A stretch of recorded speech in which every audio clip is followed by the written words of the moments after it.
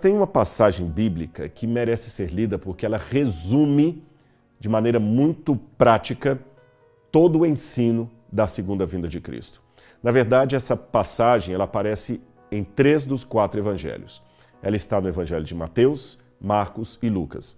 Eu vou ler a versão que está em Mateus capítulo 24, mas o mesmo teor, a mesma mensagem, também pode ser lida em Marcos capítulo 13 e em Lucas capítulo 21.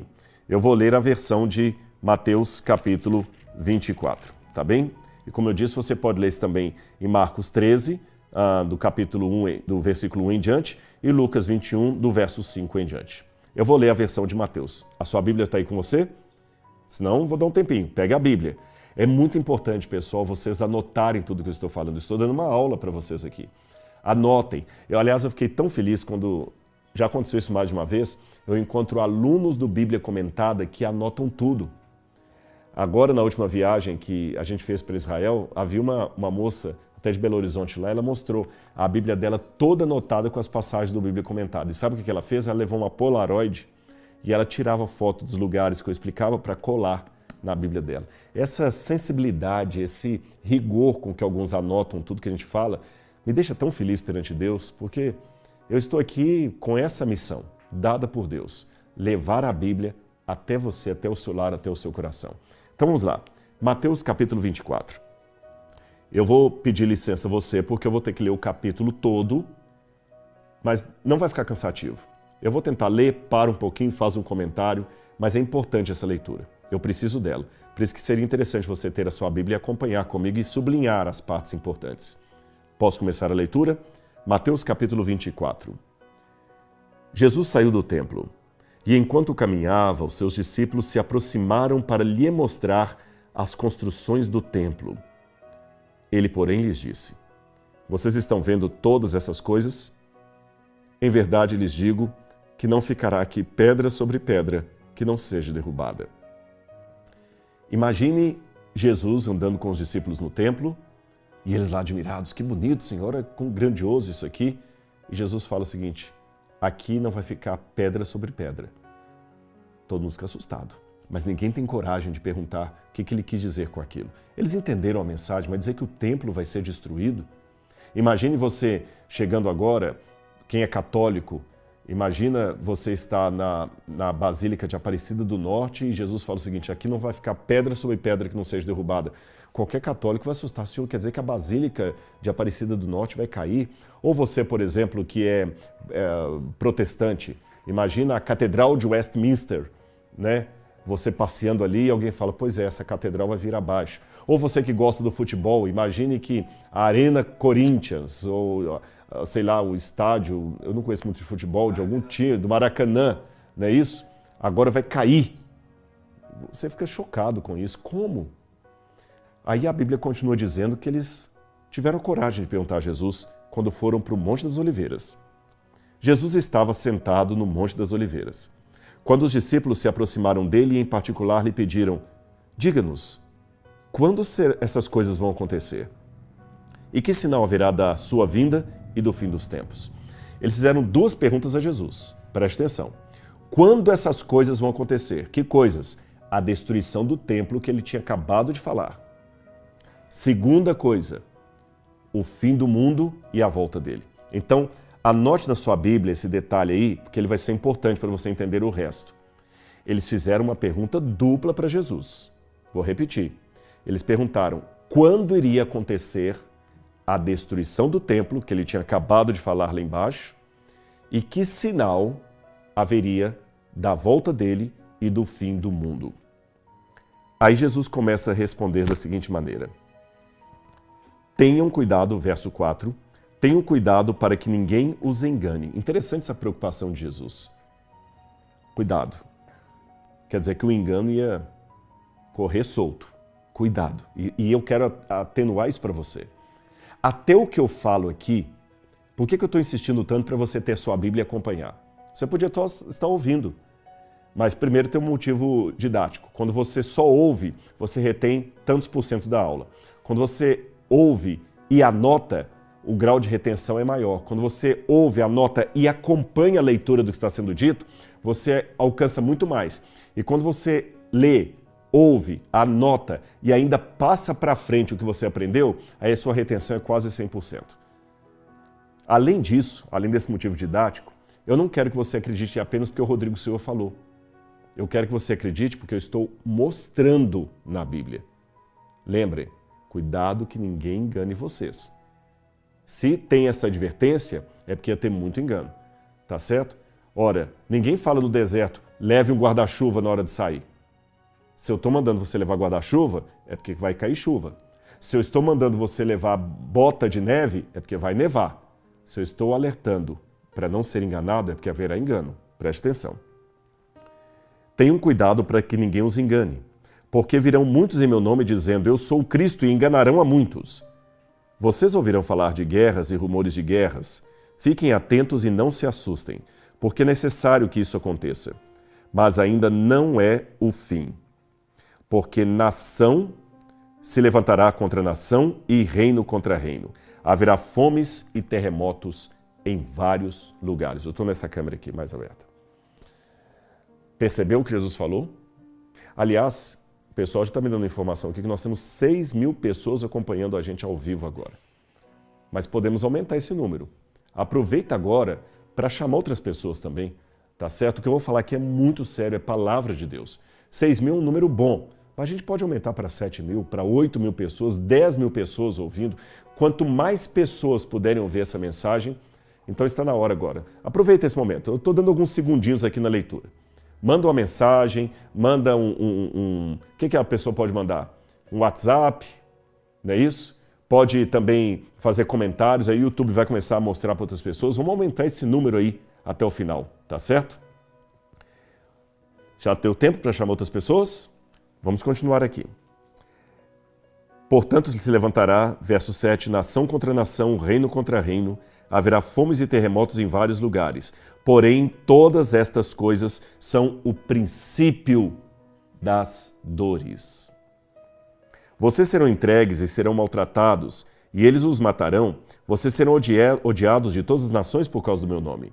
Nesse tempo, muitos hão de se escandalizar, trair, odiar uns aos outros.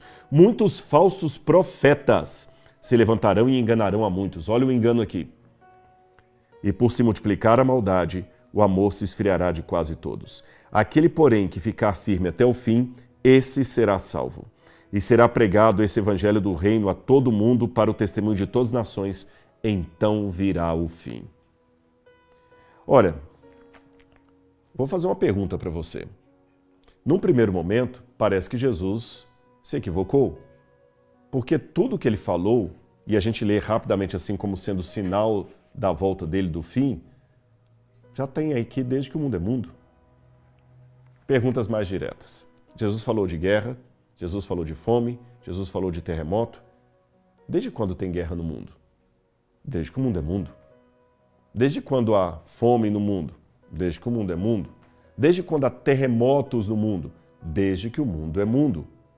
E talvez você possa falar assim, sim, mas é porque hoje tem mais fome do que no passado, mais guerra no passado? Não necessariamente. Na época do Egito teve uma fome que quase matou a população do Egito todinha. Na Segunda Guerra Mundial teve uma guerra de proporções maiores do que a que está acontecendo agora. Fome sempre houve. Como é que essas coisas podem ser sinais seguros do fim? É isso que nós vamos começar a analisar aqui hoje, tá bem? Então a primeira pergunta que alguém pode fazer, porque aliás muitas pessoas, algumas até que são ateias, descrentes, mas são sinceras. Porque a gente já tende a rotular o ateu descrente como sendo uma pessoa de caráter duvidoso. Não. Às vezes ele até queria acreditar, mas ele não consegue. Ele tem uma dúvida honesta. E essa dúvida não foi sanada. Quem sou eu para julgar? Estou tentando lembrar qual foi a poetisa que esses dias eu ouvi um áudio, a Raquel de Queiroz. A Raquel de Queiroz falando assim, ó, eu sou ateia, mas não pense que sou mais feliz do que isso não. Quando minha filhinha morreu, a pior coisa que tem é ser ateia nessa hora, porque você não sabe nem para quem pedir. Eu louvo as pessoas que têm fé e digo, continuem tendo fé, eu não consigo. Então há muitas pessoas que às vezes são ateus, tem gente que realmente critica a Deus, zomba de Deus, blasfema de Deus, e quanto a esses aí, eles estão andando num caminho muito no areia movediça, perigosíssima. Mas há muitas pessoas que são sinceras. E aí a dúvida pode vir. Será que estamos realmente no fim do mundo? Ah, porque está tendo guerra. Sempre teve guerra. Ah, está tendo fome. Sempre teve fome. Está tendo terremotos. Sempre houve terremotos. E já conversei com geólogos que é mito aquele negócio que hoje há mais terremotos do que no passado. Não existe essa estatística. Muitas pessoas já falaram assim, não, hoje tem muito mais terremoto do que no passado. Não. A explicação é que, na verdade, hoje há uma medição de terremotos que não havia no passado. Segundo, como hoje há mais áreas urbanizadas, o terremoto atinge a mais pessoas. Mas isso não significa que a Terra tem mais terremotos hoje do que há 4.000 anos atrás. Então eu lancei a pergunta, como é que nós podemos entender esses sinais do fim? Vamos com calma estudar a Bíblia e você vai compreender aqui comigo, tá bom? Em primeiro lugar, eu deixei uma tela aqui, desculpem que eu acabei não traduzindo, ela está em inglês, mas eu traduzo agora para vocês. Aqui você tem um esquema de como Jesus contou ali aquele sermão do fim dos tempos. Em primeiro lugar, quando nós vamos no capítulo 23, versículo 1, que é um capítulo anterior, nós já temos um contexto maior sobre isso. Eu quero ler isso aqui para vocês. Mateus capítulo 23, versículo 1 diz assim: Então Jesus falou às multidões e aos seus discípulos. Na cadeira de Moisés se assentaram os escribas e fariseus. Façam e observem tudo o que eles disserem a vocês, mas não os imitem em suas obras, porque dizem e não fazem. E aí Jesus começa, em todo o capítulo 23, a proferir uma série de ais contra Jerusalém e contra o povo de Israel. E ele falou da destruição de Jerusalém. Então você tem no capítulo 23, versículo 1, Jesus falando da hipocrisia religiosa do seu tempo. Logo em seguida você tem um prólogo, onde ele apresenta vários ais são oráculos sobre a destruição de Jerusalém. Aí no capítulo 24, versículos 1 a 3, é aquele momento em que Jesus está andando pelo templo, os discípulos admiram as construções e depois perguntam para ele quando é que seria a destruição do templo que ele havia mencionado e que sinal haveria da sua volta e do fim dos tempos. Repito, eles fizeram duas perguntas. Então Jesus vai responder às duas perguntas. A pergunta da destruição de Jerusalém e a pergunta sobre a sua vinda e o fim dos tempos. Duas questões que o mestre responde. Agora a pergunta é como ele responde. Veja bem, ele responde aos pares. Se você olhar o capítulo 24, versículos 4 a 8, ele fala da destruição de Jerusalém. Os versos 9 a 14 falam da sua segunda vinda. Os versos 15 a 20 voltam a falar da destruição de Jerusalém. Os versos 21 a 31 voltam a falar da segunda vinda. Os versos 32 a 35 falam da destruição de Jerusalém. Os versos 36 a 39 falam da sua segunda vinda. E depois no epílogo, que vai do 24:40 ao 25:46, sempre a advertência: fiquem preparados, porque a qualquer momento virá o Senhor. Aí você pode me responder assim: peraí, Rodrigo, deixa eu ver se eu entendi. Então Jesus recebeu duas perguntas, ok? Ok. Quando seria a destruição do Templo de Jerusalém e que sinal haveria da sua vinda e da volta e do fim do mundo? Ok, tudo isso eu entendi. Mas por que ele não respondeu primeiro a uma pergunta e depois de terminar respondeu a outra? Por que ficar nesse ping-pong só para confundir a gente? Calma, não é que Jesus queria confundir a gente. É porque a Bíblia, embora seja a palavra de Deus com princípios atemporais, a Bíblia pertence a todo mundo, em todo tempo, e ela contém uma mensagem de Deus para todas as pessoas, em todos os lugares. A Bíblia vale para mim, que estou no Brasil, vale para quem está morando no Japão, vale para você que está em Angola, vale para quem está nos Estados Unidos, vale para quem está na Rússia, em Israel. A Bíblia é um livro que traz a salvação para todo mundo. Embora isso seja verdade, como material literário, a Bíblia foi escrita numa cultura específica, tá certo?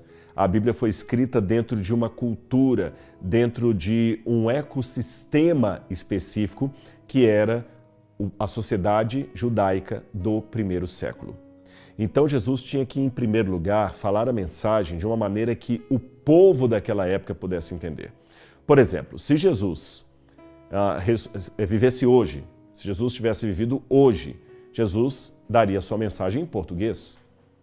E talvez Jesus, em português, falaria coisas que pessoas de outras culturas iriam achar confuso. Quer um exemplo? Se Jesus estivesse aqui no Brasil, alguém acabou de espirrar aqui no estúdio, por exemplo, talvez vocês não ouviram, alguém acabou de espirrar aqui. Quando alguém espirra, por educação, o que é que nós falamos? Saúde. Muito bem.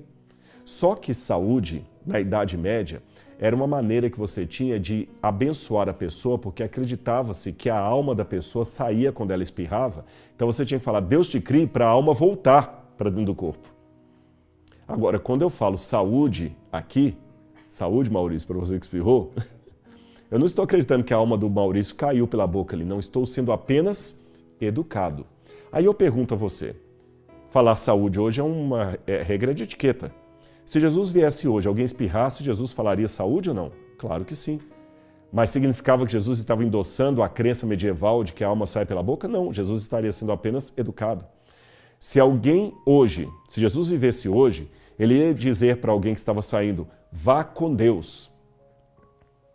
E se ele estivesse indo embora, ele ia dizer, fiquem com Deus. Ao dizer vá com Deus, Jesus não estaria negando a onipresença do Pai. Porque raciocine comigo, se Deus está em toda parte, literalmente, não tem como alguém ir com Deus, porque Deus já está lá e está aqui também. Também não tem como alguém ficar com Deus, fica com Deus. Quando nós dizemos vá com Deus ou fique com Deus, nós não estamos negando a onipresença do Pai. É apenas uma maneira educada de desejar boa sorte, desejar proteção divina na caminhada da pessoa. É que os anjos de Deus te acompanhem. A gente fala, vá com Deus. Percebeu? Mas ao pé da letra, o vá com Deus, parece que Deus vai com a pessoa para um lugar onde ele não está ainda. Então, aparentaria uma contradição. E não é. É apenas uma maneira de se expressar. E Jesus se expressou de acordo com a maneira daquele tempo. Ficou claro para você? Se ficou, comente aí no chat para que o pessoal possa me dar o feedback aqui, tá bom? Se alguma coisa não ficou clara. Agora eu vou ensinar uma outra coisa para você. Hoje, você e eu temos o privilégio de ter livros em casa. Podem ser livros físicos, como esse que está na minha mão, podem ser livros em tablet, um e-book, mas naquela época um livro era muito caro. A produção de um livro como a Ilíada de Homero custava pelo menos 1 ano e meio de trabalho braçal. O custo para produzir uma cópia desse livro, não tinha imprensa. Então as pessoas não tinham um livro debaixo do braço. A maior parte delas não sabiam ler nem escrever. Então a maneira que elas tinham de memorizar o que estava nos livros era prestar atenção na forma como aquilo era lido. E as pessoas já liam tudo em... ficou claro, já me deram um feedback aqui que ficou claro. Obrigado, viu? E eu quero saber se está aumentando o número de pessoas também que estão conosco aí, tá bom? Se vocês puderem me dar um retorno aqui.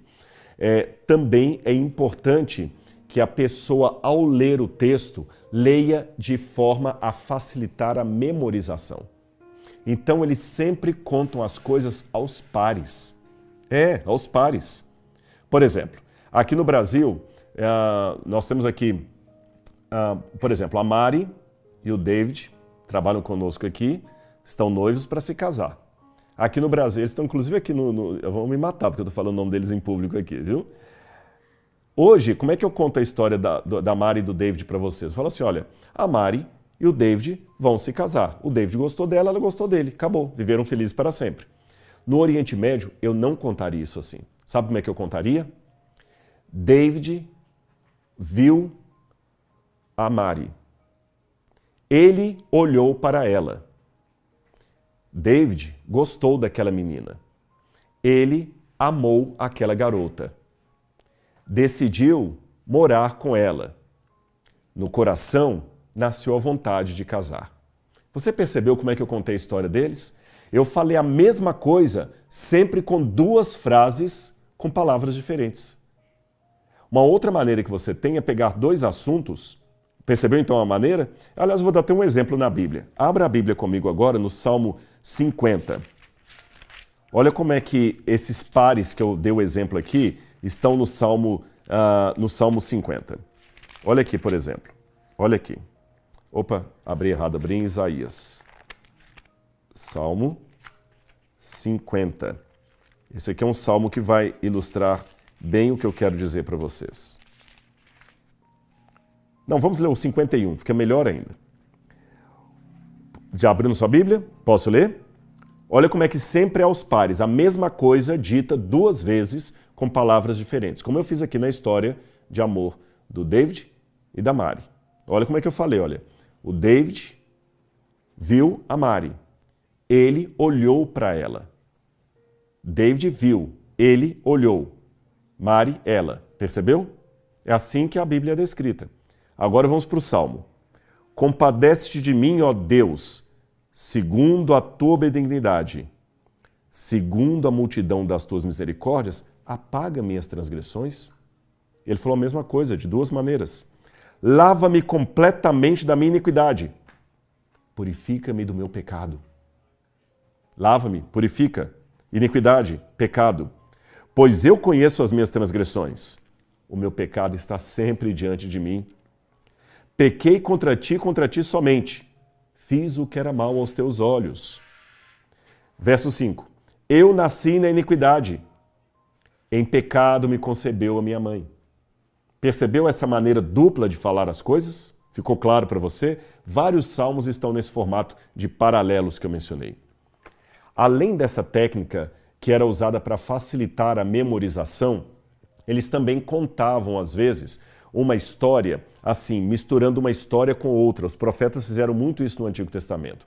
Então é como se eu contasse uma história, eu interrompo essa história para falar de uma outra paralela, depois eu volto naquela história, depois eu falo na outra paralela. Então imagina como se fossem teclas de piano. Você tem uma tecla branca, preta, branca, preta, branca, preta, tecla, né, para não fazer um troca-letras aqui.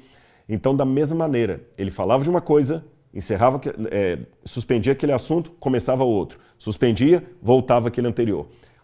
Isso pode parecer confuso para você, mas era uma maneira que eles tinham no primeiro século de ajudar as pessoas a memorizarem. Então Jesus fez isso no sermão ali do Monte das Oliveiras. Ele falava, num primeiro momento, da destruição de Jerusalém, parava, falava da volta dele.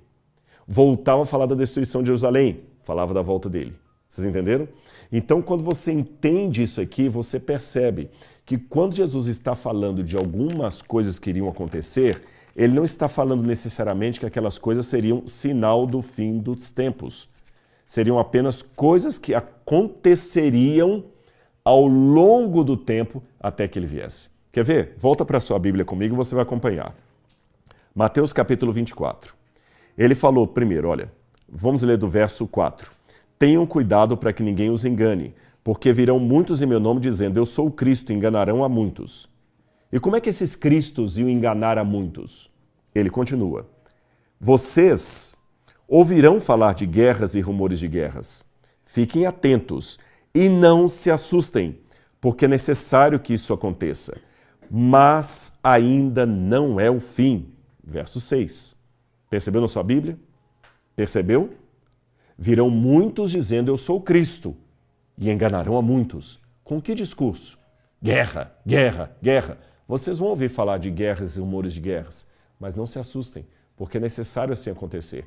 Mas ainda não é o fim. Vamos acompanhar tudo isso agora com algumas imagens e vai ficar mais fácil de você entender. Aqui eu tenho uma das pedras da estrutura do Templo de Jerusalém. Está aparecendo para você agora na sua tela cheia, não é? Essa pedra que vocês estão vendo aqui, o meu laser não está funcionando aqui. Bom, estou com problema no laser, mas não tem problema. Vou começar nessa câmera cheia aqui, essa câmera aberta aqui. Estão vendo essa pedra toda aqui? Ela tem mais de 8 metros de comprimento. Mais de 8 metros. E ela é uma pedra inteira que foi colocada aqui sem cimento. Há pedras ainda maiores do que essa, de 13 metros, inteiras, sem emenda. Pedra de calcário. Isso aqui até hoje, quando eu vou para Jerusalém, isso aqui é o que sobrou do templo, porque o resto tudo está em pedras, como Jesus falou que iria acontecer. Até hoje impressiona os grupos que eu levo ali. Agora imagina os discípulos quando viram tudo isso construído, lindo, maravilhoso. Faz sentido eles ficarem admirados. O Evangelho de Marcos conta que eles até comentaram: Senhor, que pedras magníficas são essas? Aí Jesus falou: aqui não ficará pedra sobre pedra que não seja derrubada. E o templo mesmo, derrubaram tudo. Ficaram apenas algumas partes do muro de arrimo, quem sabe até para a gente ter uma noção da suntuosidade que era aquilo. Quando Jesus sobe no Monte das Oliveiras, os discípulos fazem então aquela pergunta dupla: quando é que o templo vai ser destruído e que sinal haverá da tua vinda e do fim do mundo? Na verdade, o Evangelho de Lucas, acho que é Marcos ou Lucas, dizem que somente 4 discípulos estavam com Jesus nessa hora. Não os 12, somente 4. Eram eles: Pedro, Tiago, João e André. Tá bom? Pedro, Tiago, João e André. Esses 4. E foi para esses 4 que Jesus falou: olha, cuidado para que ninguém engane vocês. Porque virão muitos em meu nome dizendo: eu sou o Cristo. E eles vão falar: olha as guerras. Não se assustem com as guerras. É necessário que elas aconteçam, mas ainda não é o fim.